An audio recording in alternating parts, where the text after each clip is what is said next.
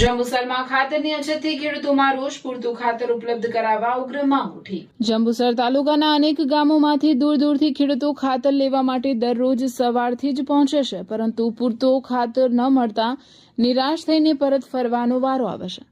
ખેડૂતોના જણાવ્યા મુજબ તેમને સવારથી ટોકન આપવામાં આવે છે, પરંતુ થોડા સમય બાદ ખાતરનો જથ્થો પૂર્ણ થઈ ગયો હોવાનું જણાવવામાં આવે છે અને બીજા દિવસે ફરી આવવા માટે કહેવામાં આવે છે.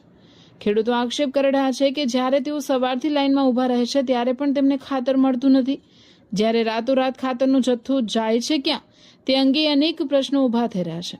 ખેડૂતોના કહેવા મુજબ જો સવારથી હાજર રહેલા ખેડૂતોને ખાતર મળતું નથી તો આખરે ખાતરનું વિતરણ કેવી રીતે થઈ રહ્યું છે તેની નિષ્પક્ષ તપાસ થવી જોઈએ. ખાતરની અછતને કારણે ખેડૂતો ભારે મુશ્કેલીનો સામનો કરી રહ્યા છે. વારંવાર રજૂઆતો કરવા છતાં આજ દિન સુધી સમસ્યાનો યોગ્ય ઉકેલ આવ્યો નથી.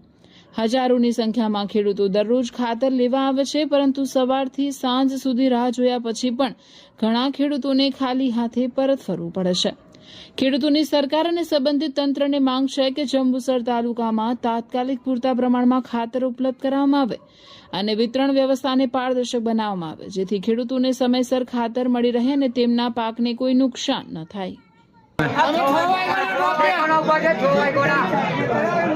આવશે ખરું ખાતર? એવું લાગે તો ખરું.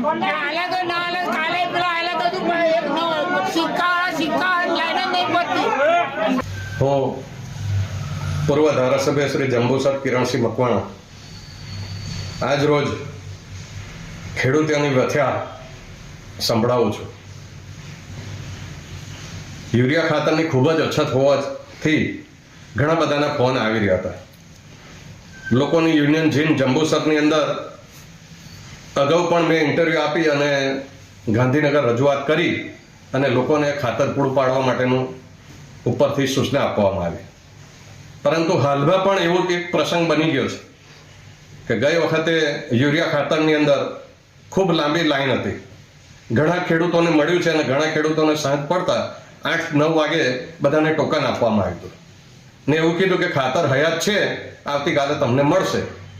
એવા જ એક બાકી ખેડૂતો હતા જેને ટોકન આપ્યું તો એ લોકો સવારે ટોકન લઈ અને બીજે દિવસે જ્યારે યુનિયન જીન જંબુસરમાં આવે છે ત્યારે જે તે સંચાલકો એવું કહેવા માંગે છે કે ભાઈ ખાતર તો પૂરું થઈ ગયું. તો મારી એક જ માંગણી છે સરકાર પાસે કે રાતોરાત આ ખાતર ગાયબ કઈ થયું એની ખરેખર ખેડૂતોના હિતની અંદર જો આ સરકાર માનતી હોય તો એની તટસ્થ તપાસ થવી જોઈએ અને જે તે લાગતા ઓળખતા હોય એની સામે કડક પગલાં ભરવા જોઈએ એવી મારી માંગ છે. નવીન પટેલ, ભરૂચ જિલ્લા કિસાન કોંગ્રેસ સમિતિ. અત્યારે અહીંયા ખેડૂતોની જે વલે છે ખાતર માટે આખા જંબુસર તાલુકાના ખેડૂતો અત્યારે યુરિયાની ખાસ જરૂર હોવાથી દરરોજ ધક્કા ખાય છે. તો આ સોસાયટીની અંદર ખાતર તો આવે જ છે, એ બધા ખેડૂતોને ખબર છે. ગઈ વખતે પણ ટોકન આપવામાં આવ્યા હતા, આ વખતે ટોકન આપવામાં આવતા નથી અને જે પણ ખાતર આવે છે એ ખાતરના જથ્થામાંથી મોટા મોટા જે મગરમચ્છો છે એમને બારોબાર રાત્રિના સમયે આપી દેવામાં આવે છે. તો આ કલેક્ટર અને પ્રાંત અધિકારી શું કરે છે?